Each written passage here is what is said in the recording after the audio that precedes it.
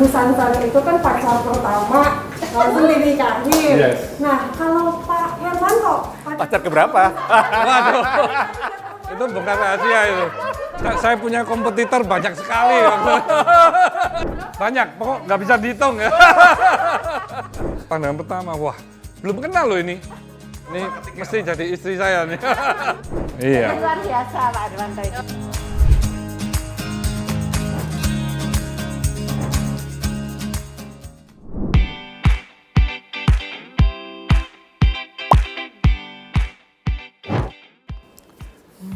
Udah beli mainan banyak. Cuman kok nggak ada temen mainnya nih. Siapa nih ya bisa diajak main ya? Nggak ada orang, pada sibuk. Siapa nih yang mau ngajak saya main nih?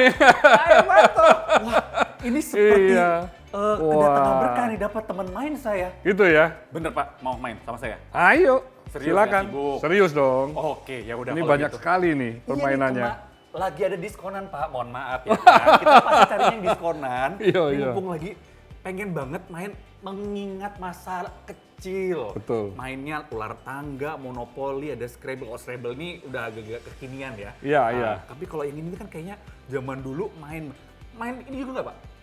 Main juga sama remi pakai kartu kan? Ada juga di sini. Nah, mainan itu ada poker juga. Wah, macam-macam ya. Iya, Jago banget kalau poker. nggak juga sih, Oh, tapi just ini ya kita diajarkan oleh orang tua kalau bahayanya berjudi itu seperti apa.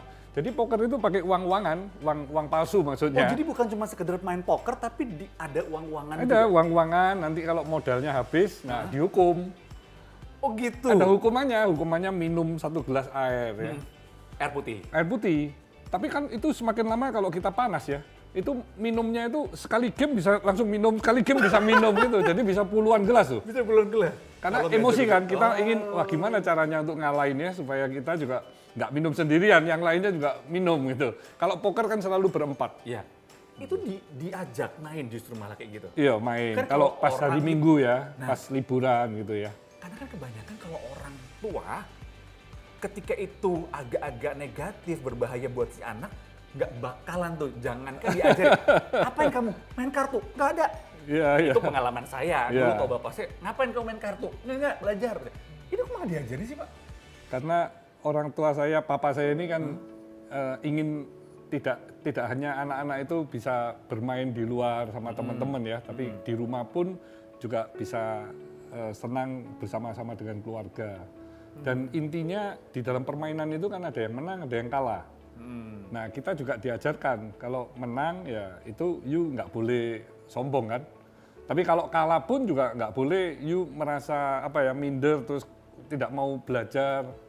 Jadi kita diajarkan bagaimana trik-triknya kalau itu kartu kan kita kalau poker kan nggak bisa ngelihat. Iya. Jadi kita kan lihat cara bicaranya, cara mukanya, ini kartu bagus atau enggak nih ya. Jadi kan biasanya main ini poker kan gedak gitu ya. Iya. Kalau kartunya jelek, keluarnya uang banyak kan kita lihat, wah ini bener nggak ini ya. Tapi kita kan bisa diajarkan ngitung kartu juga. Jadi itu juga hafal kartu yang keluar terbuka berapa, yang tertutup berapa. Kira-kira di saya Kira-kira di ini, situ ada apa iya, gitu ya? itu kartunya bagus atau enggak gitu. Oh segitunya ya, Iya. strategi taktik, nggak cuma sekedar main buat have fun aja, tapi Enggak. nilai itu Iya, ditanamkan. cara keluar uangnya segalanya ya. Tapi kita pada akhirnya tahu ya kalau misalnya kita berjudi itu tabu lah ya. Itu selalu tidak diperbolehkan oleh orang tua saya. Jadi bermain apapun ya ada hukumannya ya minum air. Kalau pas airnya misalnya kita bosen mau ganti yang lain, kadang makan cabai. Tapi nggak boleh minum, Jadi makan 1 biji nggak boleh minum nantinya. Nah, kalau itu saya mundur Pak, ntar kadang nyonyor gitu. Ya berarti kita kan harus lebih hati-hati gitu ya. Tapi kalau orang yang berani akhirnya dia kan juga bisa memenangkan meskipun kartunya jelek, karena yang lain nggak berani kan. Oh, oke, karena lain mundur, Iya. karena walaupun dia sebenarnya kalah, tapi akhirnya jadi pemenang ya. Karena dia Betul. Ya berani maju itu sebagian dari yang diajarkan lah ya. Oke ya. Iya. Nah, kalau ini yang ada di depan kita, monopoli, ular tangga, sering main yang mana? Monopoli. Monopoli sering main. Iya, sering. Jadi ini kan bagaimana kita bisa mengontrol, kita punya investasi untuk membeli apa yang kira-kira bisa memenangkan di permainan kan. Karena kan nggak sekedar harus ada membeli apa yang kita singgahin kan. Iya. Kan harus punya strategi juga. Iya kan kadang-kadang kalau kita tuh bawaannya gimana caranya beli semua biar setiap kali orang lewat kansnya akan lebih besar untuk dibayar sama orang kan. Tapi kalau kita uang punya modalnya banyak. kan sama modalnya. Betul. Kalau kadang kalau you beli semuanya akhirnya you nggak bisa membangun rumah, membangun hotel, yang lainnya bisa. Nah, you begitu singgah ke tempat mereka kan you habis uangnya kan. Sama aja gitu Bisa habis manajernya. ya. Jadi memang dan you mesti ingat kan apa yang dibeli supaya orang yang mampir you mesti mereka itu harus punyaku, bayar itu denda. punyaku, gitu Karena ya. kalau lewat you udah nggak dapat uang lagi kan. Benar. Jadi ini ya memang game-game yang akhirnya mengajarkan kita jadi apa ya di kemudian hari gitu ya. Ketika main itu yang ada emosi ya. Ya. Gue kalah kok gue menang. Tapi Ya. setelah itu akhirnya baru merasakan bahwa ternyata permainan-permainan ini punya nilai gitu. Punya. Jadi kalau yang kalah pun harus berusaha bagaimana dia supaya bisa memenangkan permainan itu. Kan bisa bernegosiasi juga, menukar hartanya dengan pemain yang lain lagi kan.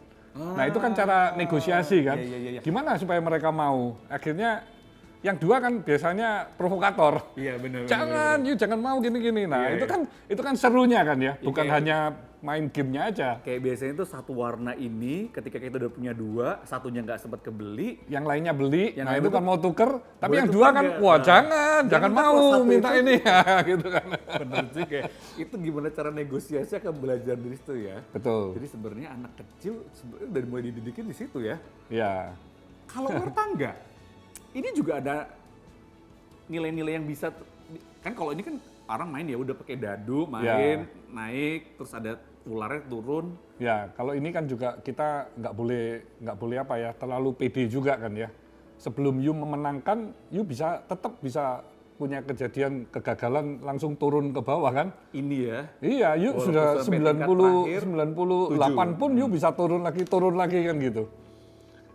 Jadi maksudnya kalau you masih belum mendapatkan apa yang you inginkan, ya you jangan terus di comfort zone atau merasa saya pasti udah paling menang nah. Belum tentu you bisa turun akhirnya harus jadi yang paling kalah juga kan. Ya harus benar-benar di 100 baru wow, udah saya sukses kan begitu. Oke. Biasanya orang kan udah deketin mau sukses tapi akhirnya udah mulai males, mulai nggak Apalagi mikir kalau ngeliat strategi. lawannya turun, langsung Iya, sombong. masih di bawah, saya mau menang nih.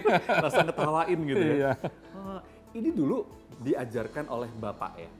Ya, sering sama saudara juga bermain di rumah. Ya, akhirnya kan kita kerasan juga ya. Dan juga lebih akrab ya di antara keluarga ya. Nggak main. Kalau anak Ya. sekarang mungkin jadinya nggak nge-mall. Kalau Mengurangi pengeluaran. kalau anak-anak sekarang semua sudah digital sekarang. Semua iya. Iya, Saya diajarin ini suka, tapi cuma sekali 2 kali habis itu enggak lah. Enggak udah maunya digital. permen yang harus stay, yang karena kan muternya cuma sini lagi gitu ya. Iya, dia merasa kok cuma begini aja nih, boring nih. Ini masih diterapkan sampai sekarang atau itu cuma masa lalu Pak Hermanto tapi ya sudah Sampai ke anak masih ya. oh Sampai ke anak saya masih. diterapkan ke Iya. Tapi begitu ke cucu, sekarang cucu ini boring.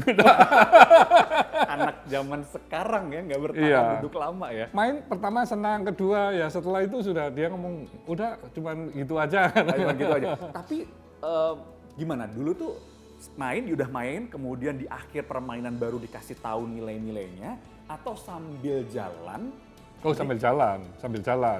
kayak gini tuh maksudnya begini kamu Iya, kalau iya. gitu.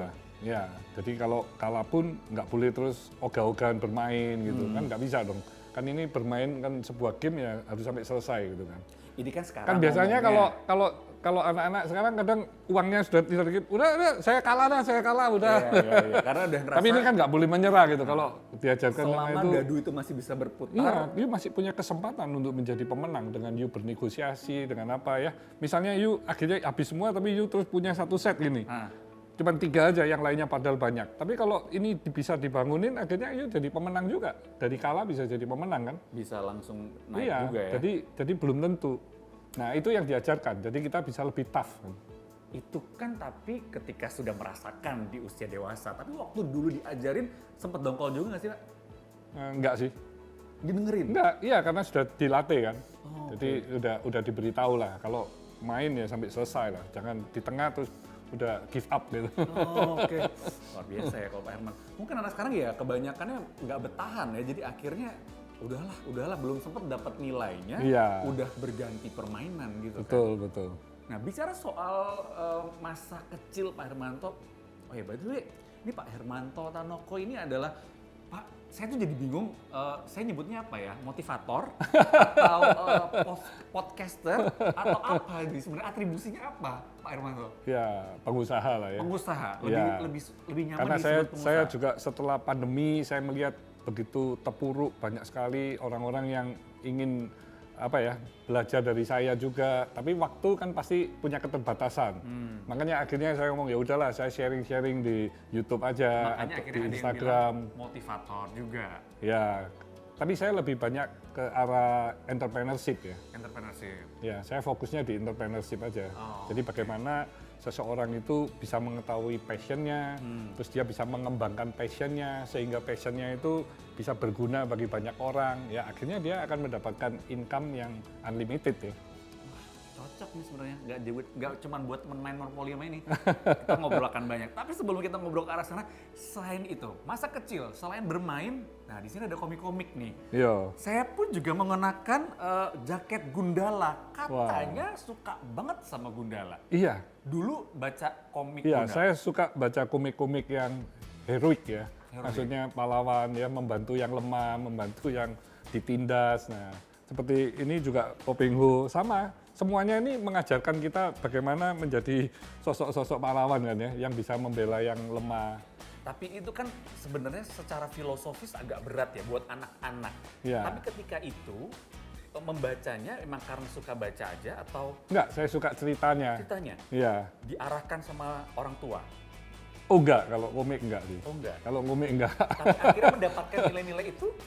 Iya, jadi dengan Meresapi membaca ini kan banyak sekali ya orang dari bawah, akhirnya dia tekun, belajar ilmu, akhirnya menjadi pesilat yang tangguh, dan akhirnya dia bisa membela kebenaran. Nah itu kan luar biasa sekali, suka gitu lihatnya, gitu, bacanya gitu. Itu kan untuk jadi hero. Iya. Itu hero yang ya hero Ya, pahlawan yang di dalam komik-komik lah, gitu ya semuanya begitu. Tapi kalau ya. Pak Hermanto memaknai hero atau pahlawan itu seperti apa? Ya, seseorang yang bisa bermakna bagi banyak orang ya.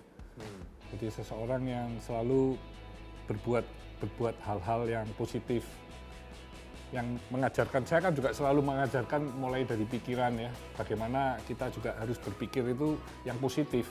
Karena kalau kita berpikir positif, otomatis kita berkata juga positif kan. Dan akhirnya kita melakukan sesuatu juga hal-hal yang positif. Dan itu akan membawa dampak yang positif menurut saya. Jadi apapun dari pikiran dulu ya. Pikiran Positif semuanya akan mengikuti. Mengikuti. Bahkan sampai feedback Iya. dari luar pun. Sebaliknya kalau you berpikir negatif, nggak mungkin lah saya bisa membeli rumah tersebut, nggak mungkin lah saya bisa punya mobil, ya nggak mungkin dia bisa. Atau wah nggak mungkin nih saya bisa ngerjakan ini. Ya itu nggak usah dikerjakan, pasti nggak bisa. Karena di pikirannya kan sudah ngomong, waduh susah nih. Nah omongan-omongan negatif itu sangat berbahaya bagi kesuksesan seseorang ya. Ini makanya istri saya suka-suka marah sama saya. Ada mobil bagus, aduh nggak mungkin lah duitnya nggak nyampe. Kamu jangan bilang gitu dong. Yes, harus optimis. Harus bisa, Iya, nanti harus pasti bisa. akan mencapai itu. Gitu Iya, ya. iya. Karena itu dari pikiran kita. Kalau kita bisa, akhirnya kita akan berusaha kan untuk meraihnya itu seperti apa. Apa yang harus kita lakukan. Nah, kalau kita sudah tahu jalannya, ya otomatis apapun bisa kita raih kan. Oke. Iya, Oke. Itu yang selalu disampaikan sama Pak Herman ke Yes. semua orang. iya, iya. That's why slogannya apa? Stay Humble, stay positive, and stay on fire. Iya, selalu bersemangat kan. Selalu bersemangat. Iya. Stay humble. Kenapa harus humble? Ya, Maksudnya ya ketika kita sukses, ada yang bilang karena iya. kan lo sukses, ya lo harus membanggakan kesuksesan karena ada orang yang berpikir seperti itu. Iya, Kita patut bangga sama diri kita karena kita sukses. Tapi kadang-kadang bangganya itu ya ke arah sombong jatuhnya. iya. Terus kebablasan gitu kan. Kebablasan. Nah, ya. Jadi bagi saya orang hidup itu yang paling penting kan kita mendapatkan kebahagiaan ya.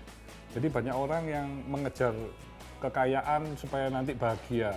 Padahal setelah kaya banyak uang juga nggak bahagia. banyak orang yang mengejar kedudukan supaya bisa menjadi pemimpin atau leader. Setelah dia jadi punya kedudukan juga nggak bahagia juga, nggak menjamin. Atau orang yang terkenal juga nggak menjamin. Orang yang pinter, sekolahnya sampai S3 juga nggak menjamin dia bisa bahagia. Makanya ya bagi saya humble itu penting ya. Kita nggak ada yang perlu disombongkan. Yang penting kita terus berbagi, melihat orang bahagia, akhirnya kita mendapat impact bahagianya itu. Ya, dia terus berbagi aja. Bahagianya itu yang lebih penting ya. Apapun kondisinya, apapun usahanya ya, bahagia itu Ya, yang dicari ya. dengan kita mensyukuri apa yang kita miliki, ya, apa yang kita punyain, ya itu terus kita bisa tularkan, bisa memberi ke banyak orang. Nah itu kan kalau respon dari mereka itu akhirnya merubah sesuatu yang nggak ada jadi ada atau menjadi mereka jadi lebih bahagia, itu kan akhirnya kita mendapatkan impact kan ya. Wow, luar biasa nih. Apa yang sudah saya sharingkan ternyata bisa membawa dampak yang positif.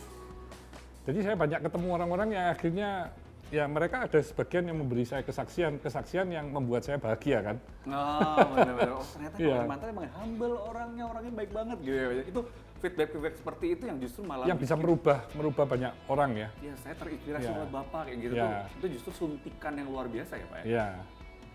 Makanya saya masih tetap sampai sekarang pun saya mau naik bus, saya mau makan di pasar, saya mau apapun bagi saya itu oke, nggak ada masalah. Nggak gengsi, Oh enggak, sama sekali enggak. banyak orang di luar sana yang kayaknya mungkin nggak sesukses Bapak tapi gengsinya luar biasa banget tuh. Ya. Kalau Duluin aja gengsinya. kalau merugikan orang banyak, nah itu yang harus malu ya. Ya. Kalau kita nggak merugikan siapa-siapa, kita mau makan di pasar pun kenapa kok mesti malu gitu. Dinikmatin aja. Saya makan pecel cuma 12.000, dinikmatin aja. Enak sekali kok rasanya. Murah lagi Pak ya. Murah lagi. Itu yang penting. Udah enak, murah lagi itu penting. Iya. Oke, bicara soal masa kecil Pak Hermanto, yang saya juga terpesona adalah ketika membaca buku-buku ini adalah soal Pak Hermanto ini dikenal sebagai family man. Yes. Family man jadi always bersama keluarga, menghabiskan waktu bersama keluarga atau tapi kan tetap bekerja siang malam, Iya. mendirikan segitu banyak perusahaan, pasti kan akan meninggalkan keluarga juga. Tapi Iya. kenapa masih tetap mendapatkan julukan family man? Ya, karena saya mesti mengatur waktu saya untuk bersama-sama dengan orang tua juga ya, bersama dengan istri, anak-anak, cucu, dan saya juga mesti meluangkan waktu untuk bisnis-bisnis yang saya milikin, relasi-relasi teman. Ya, itu bagaimana time management itu tetap saya menomorsatukan untuk waktu untuk family ya. Jadi memang saya hidupnya mungkin ya kalau you lihat pagi bangun olahraga monoton gitu aja, malam mungkin jam 9:30 udah tidur saya udah tidur. Dan Sabtu Minggu ya untuk keluarga juga. Jadi saya olahraga pun saya pilih olahraga yang tidak membutuhkan waktu banyak. Cuman 30 menit atau 40 menit begitu aja. Jadi nggak olahraga seperti golf itu pasti saya hindarin. Karena itu, ya apalagi saya mendengar, wah kalau you golf, you bisa lupa semuanya. Wah itu saya tambah menakutkan loh. Saya nggak pernah belajar golf saya. Bahaya. Karena menarik sekali ya soal family ini, selain disebut sebagai family man, Pak Hermanto ini juga dikenal prinsipnya adalah istri hanya satu. Oh iya. Kemudian, itu tuh selalu bersama anak, menyempatkan waktu dengan anak. Luar biasa loh Pak. Iya. Hari gini kalau banyak orang luar di sana ya bilang kan sudah punya semuanya, nggak ada banyak yang goda. Karena kadang-kadang banyak yang bilang, istri saya bilang gini, kalau laki-laki pakai barang bermerek bahaya. Iya. Kalau laki-laki tuh jangan boleh pakai barang bermerek karena akan banyak yang kedeketin. Iya. Tapi kalau perempuan pakai barang bermerek, nggak ada cowok yang berani kedeketin karena takut modalnya gede. Iya, iya. Ya itu kembali pada diri masing-masing ya. Jadi apa respon yang you berikan loh. Kalau ada godaan atau apa, kalau respon you memang menerima ya akhirnya tergoda kan, kejadian gitu. Tapi kalau kita tahu ya kita kan bisa menghindar. Ya. Dan sepertinya tidak hanya kepada keluarga inti ya, Pak Hermanto ini perhatiannya juga kepada keluarga besar juga, kepada Oh iya. kakak-kakak, kepada Iya. semuanya. Anak-anak saya waktu 97-98 kuliah di luar negeri, saya sama istri selalu berkunjung sebulan sekali. Sebulan sekali. Sebulan sekali ke Australia waktu itu di Perth. Kenapa Jadi- nggak percaya sama anaknya? Bukan, kita ingin tahu bahwa anak itu sekolah di sana dengan benar dan baik, kumpulan-kumpulannya, lingkungannya kami liatin. Dan anak kan perlu perhatian dari orang tua ya, karena waktu itu kan memang mendadak masih SMP, sudah harus sekolah ke sana kan ya. Makanya saya akhirnya dengan istri juga komit, kita sebulan sekali kita lihat. Dan setiap hari ditelepon. Setiap hari. Waktu itu masih introkal ya, masih mahal ya. Tapi setiap hari kita telepon, kita pantau lah. Dan mereka juga happy gitu karena merasa diperhatikan oleh orang tua ya. Jadi kami meskipun bekerja full ya, mulai pagi sampai sore sampai malam, tapi perhatian ke anak itu tetap kita utamakan gitu. Oke. Dan itu diketahui kan sama anaknya. Jadi ya mereka juga happy lah. Bukan ditelepon atau didatengin itu terus malah nggak suka gitu. Kita langsung risih gitu kan Iya. anak-anak ya kan. Ngerepotin. Repotin, aduh ini bikin mau main sebenarnya gitu ya. Ya. Oke, bicara soal mimpi, ini menarik juga ya di salah satu buku ini mimpi-mimpinya Pak Herman itu luar biasa. Sampai akhirnya sekarang bisa, oh ya terakhir kemarin yang PT Pentavalent IPO ya Pak ya? Oh ya IPO ya. Wah selamat di Healthcare itu ya. Healthcare Jadi ini. ke arah healthcare untuk personal care, Personal care. untuk kosmetik, untuk farmasi, alat-alat kesehatan. Dan ini adalah perusahaan yang ke-300 sekian. Enggak, saya nggak tahu kalau numbernya ya. Tapi kalau perusahaan yang TBK yang ke-7, Oh ke-7.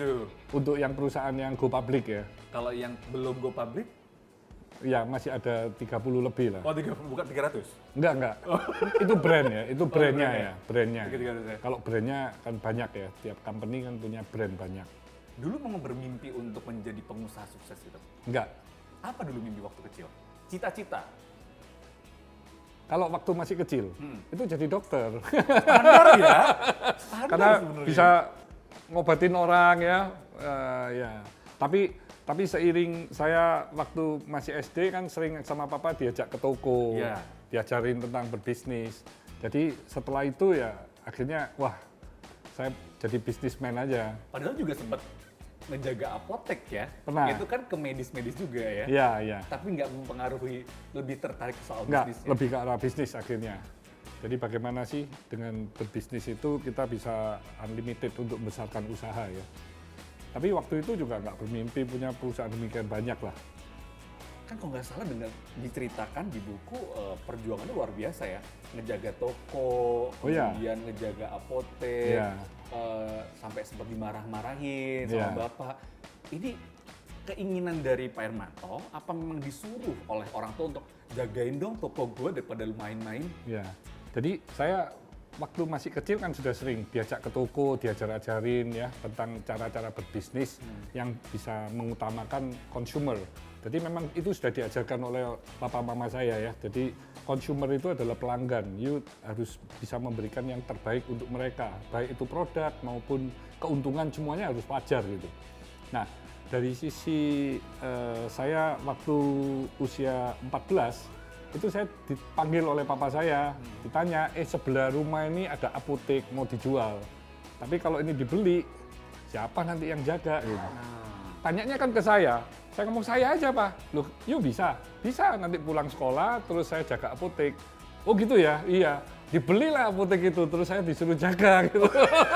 Karena udah minta persetujuan. Iya. Terus jaga.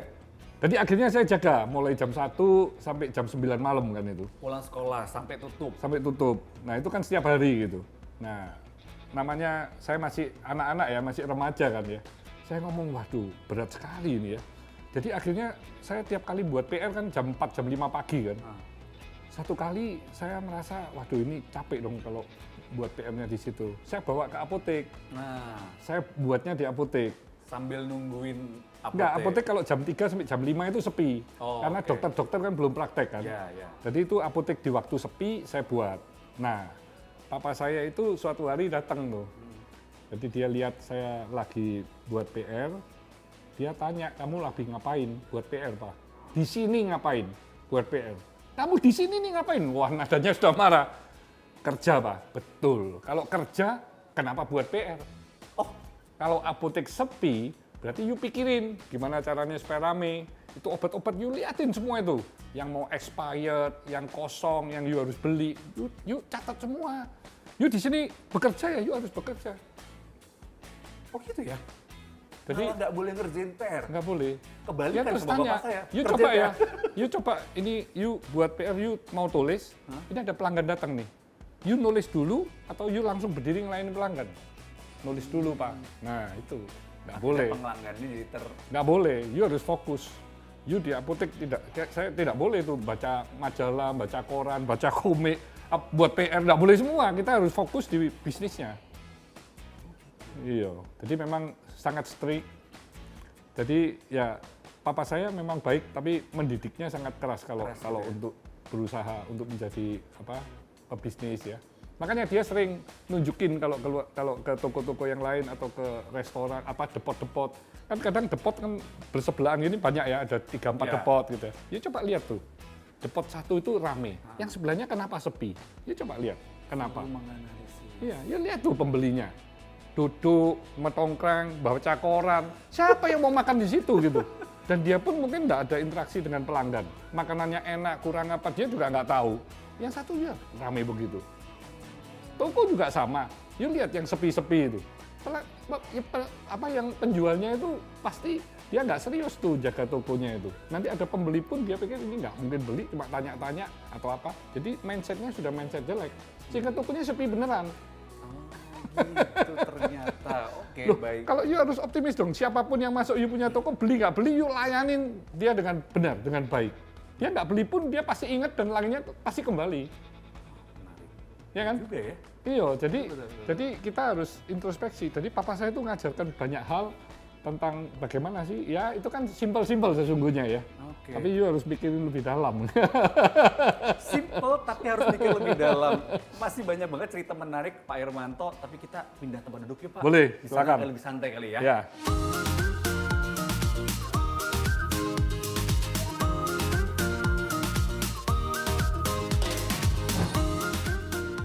Lanjutin ngobrol soal bisnis dan juga mimpi. Ini kan karena semua itu awal dari mimpi pasti kan ya. Yes. Tapi tidak bermimpi menjadi pengusaha.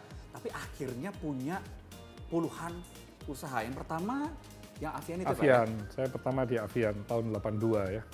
Dan kemudian akhirnya berkembang. Ya di Avian itu asalnya kan home industry ya, masih kecil.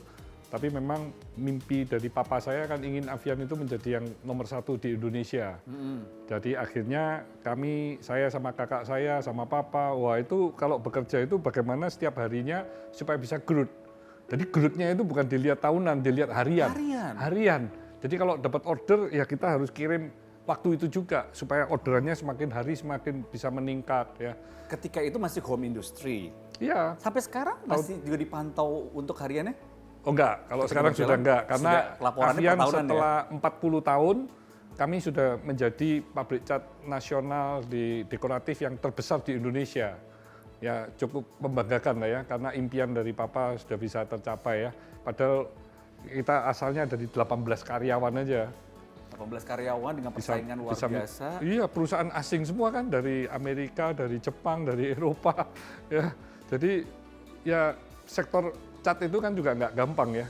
You kalau home industry, kalau dibandingin kan, you kalah semuanya. Kalau you lihat SWOT analisa dari sisi finance, you kalah. Teknologi kalah, branding kalah, networking kalah, brandnya kalah, orang SDM kalah, semuanya kalah. Yang menang cuma semangat aja. Makanya itu stay on fire. On fire itu makanya sebenarnya akhirnya bisa sampai sekarang Semangat, bertahan, iya ya. dengan semangat. Jadi kita optimis ya, kita selalu positive thinking. Nah di Avian itu kami adalah satu-satunya perusahaan cat yang terintegrasi dari hulu ke hilir.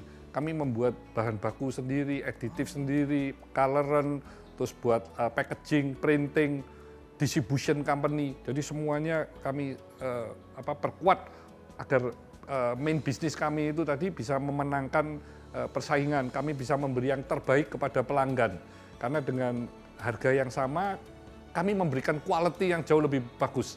Karena kan kami buat semuanya sendiri kan. Mengurangi biaya produksi juga. Mengurangi, jadi secara cost kan kami menjadi cost leadership-nya juga yang terbaik ya. Ya itu masalahnya Pak, karena kalau orang tadi ketika sudah dihadapkan dengan udah kalah modal, udah kalah ini, kalah itu, udah kalah aja gitu Pak. Iya. Apa ya Pak sebenarnya kuncinya? Mungkin banyak di luar sana ya seperti saya gitu, kayak fighting spirit itu kurang gitu. Kami mencari apa ya yang bisa membuat kita itu strength dan dicari oleh pelanggan kami. Pada saat itu karena kami memang semuanya kita memang kalah, kami cuma satu punya strategi, putihnya paling putih. Udah, kita buat Avian itu putihnya paling putih. Jadi kalau dibandingin dengan kompetitor, ayo putih ditanding, putih gini, oh iya ya punya orang lain kok menguning gitu. Lebih kuning. Kita punya putihnya lebih cereng gitu ya. Nah dari situlah toko-toko itu melihat, ih wah hebat punya kamu, putihnya paling putih. Nah dari warna putih mereka menjual kan akhirnya membeli warna-warna yang lain ya. Dan dari toko ke toko, dari tempat wilayah ke wilayah ya kami terus mengandalkan itu di awal-awal ya. Tapi setelah itu kami kan kehilir, kami buat bahan baku, buat ini, buat itu. Akhirnya kan kami memang secara cost jadi paling bagus kan. Akhirnya bisa dan kami bisa memberi quality yang lebih bagus dengan harga yang sama kan. Ya. Proses ke situnya itu yang tadi ya. Ya itu pasti butuh kerja keras lah ya, nggak bisa kan waktu 40 tahun loh itu ya, bukan cuma instan ya. Jadi kami waktu tahun 2022, 2003 itu baru merambah ke sektor-sektor bisnis yang lain. Jadi selama hampir 25 tahun itu fokusnya hanya cat aja. 25 tahun. Kenapa akhirnya memutuskan untuk merambah ke tempat lain? Apa udah nih cat udah nih mentok di sini atau bosen atau apa? Oh bukan, karena saya ada anaknya 4 ya, saudara saya juga anaknya juga 4 ya. Kita kan keluarga berkembang ya kan, nggak mungkin hanya semuanya di satu company kan ya. Jadi kami mulai melihat opportunity di sektor apa yang kira-kira kita bisa membuat ekonomi Indonesia ini juga lebih kuat gitu ya. Jangan hanya mengandalkan produk import terus saja gitu. Jadi kami memang ingin produk dari Indonesia ini juga bisa menguasai pasar Indonesia dan akhirnya bisa menjadi produk global gitu ya. Malah kita yang keluar itu nanti, jangan yang luar masuk semua ke Indonesia gitu. Jadi kita yang jadi tuan rumah dan kalau bisa merajai di tempat lain gitu ya. Yes, harus begitu ya. Itulah akhirnya sampai sekarang punya puluhan perusahaan ya. Itu dipegang karena berkembang dari itu tadi ya. Ya, jadi bertumbuh. Ada anak, ada kakak, ada saudara seperti itu. Ya, jadi terus bertumbuh. Jadi pada tahun 2015 ya, saya mendirikan Tankop Holding dengan 8 subholding supaya membawai all the bisnis usaha yang kami milikin gitu. Kenapa harus membuat sebuah holding? Karena kan sebenarnya kalau mau jalan-jalan sendiri-sendiri kan ya sudah kan. Apalagi nih beda-beda kan ya Pak, ada yang cat, ada yang lebih ke jasa, ada yang kenapa harus terpikir wah kayaknya bikin holding aja gitu? Karena dengan adanya holding itu bisa mensinergikan dengan dari all bisnis usaha itu untuk punya related satu sama lainnya. Dan kalau kita mempunyai bargaining, juga bargainingnya akan jauh lebih kuat kalau ada holding yang membawai ya. Jadi nggak sendiri-sendiri mereka. Tetapi mereka adalah grup yang bisa saling memberikan support gitu. Bahkan mungkin lebih mudah untuk melihat kekurangan kita di posisi mana. Oh, kita belum punya ini. Ada nggak opportunity di situ untuk mengembangkan lagi gitu ya? Iya, bisa. Jadi kita memang harus bertumbuhnya ini harus growing mindset ya. Jadi saya memang selalu stay on fire tadi stay on fire ya.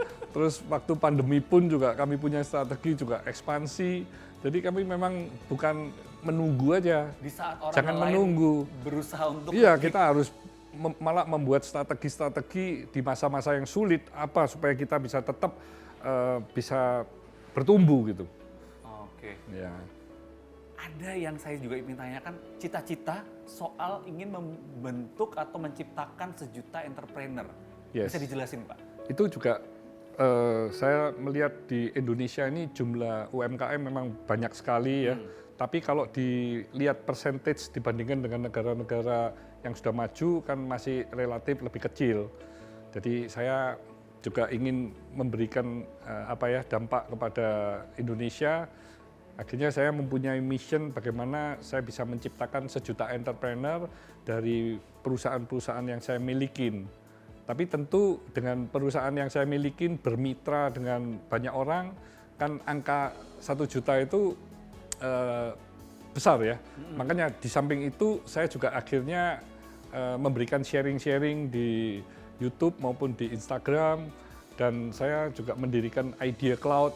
Idea Cloud itu adalah sebuah ekosistem yang bisa mengajarkan orang bagaimana membuat bisnis plan, membuat usaha ya yang sehat, dan kalau dia sudah sehat, dia membutuhkan pendampingan, coaching, kami dampingin selama 3 bulan, bisa tanya jawab.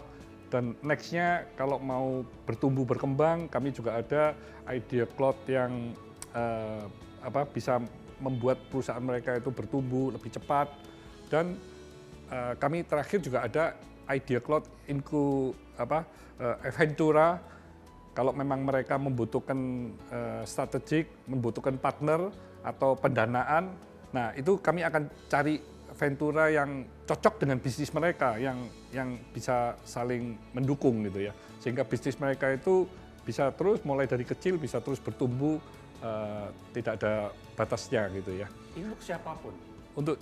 Untuk para milenial, Gen Z, Gen A atau pengusaha yang memang mau menjadi serius pengusaha supaya mau belajar lah, yang mau belajar ya, supaya dia nggak kebentur sana sini kan ya. Kayak tadi yang harus serius di situ. Iya. Kalau bisnis bisnis ya. Dan saya juga menyiapkan satu sekolah SMK ya, SMK Tanoko. Sekarang lagi saya bangun ya. Dan di sekolah itu nanti kami akan merekrut anak-anak yatim piatu dari seluruh wilayah Indonesia tanpa mengenal SARA. Dan di sana akan diajarkan 50% akademis, 50%-nya diajarkan bagaimana bisa menjadi wirausaha yang mandiri. Dan kami punya target 80% lulusan dari SMK Tanoko ini bisa menjadi wirausaha mandiri. Jadi dia bisa mencari nafkah, mencari uang, membesarkan usaha dengan setelah lulus dari sekolah kami ya. Dan di sekolah ini ada asramanya, asrama laki-laki, asrama perempuan, ada laboratorium, aula yang besar untuk kumpul-kumpul, dan selama sekolah semuanya free. Wow, luar biasa. Luar biasa ya? Iya. Sampai kepikiran ke Harapan situ. saya memang banyak teman-teman saya nanti juga mendukung menjadi dosen tamu, karena kalau satu sekolah ini nanti bisa sukses ya, bisa berhasil, muncul nanti ya yang tentu saya akan bangun sekolah kedua, sekolah keempat, sekolah ke-16 dan seterusnya gitu ya, unlimited ya, selama saya masih bisa dikasih waktu oleh Tuhan ya. Selama masih on fire. Pak. Selama masih on fire. Itu kalau dilihat semua sudah dicapai. Bisa dibilang kayaknya semua kebahagiaan dunia udah pernah dirasain ya Pak Hermanto. What's next Pak? Ini pertanyaan terakhir deh, kayaknya saya jadi penasaran gitu. Apa lagi yang menjadi ke depan visi atau impiannya Pak Hermanto? Ya, saya melahirkan entrepreneur. Jadi saya suka kalau orang-orang yang akhirnya bisa menjadi sosok pengusaha yang sukses ya. Enggak malah takut saingin Pak? Enggak lah. Kan jadi banyak saingan nanti. Ya, kalau dengan begitu banyak saingan, akhirnya kita kan juga mau belajar kan ya. Oh. Jadi memang orang itu tidak boleh berhenti untuk belajar kan ya. Persaingan itu kan sehat. Asal kita juga bersaingnya dengan hal-hal yang positif ya. Oke. Ya. Selalu positif ya, makanya katanya stay positif. Aduh, kalau semua orang kayak Pak Hermanto pasti dunia tenang. Gitu ya. Oke, Pak Hermanto terima kasih loh sudah mau Terima main kasih, sini. Tadi Mas kita DJ ya. belum sempet ini ya, main, tapi nilai-nilainya, cerita-ceritanya seru banget. Semoga nanti bisa nggak cuman orang-orang pengen jadi entrepreneur, tapi juga mau stay humble, stay positif, dan stay on fire. Gitu ya. Oke. Semuanya. Terima Thank kasih you, banyak. Mas DJ. Sampai ketemu ya Pak ya. Sampai Sehat-sehat ketemu. selalu. Ya, sukses ya. Ya. Langsung bareng di sini ya. Boleh. Kita ngomong ya. Boleh, boleh. Stay humble, stay positive, stay on fire. Terima kasih. Terima kasih.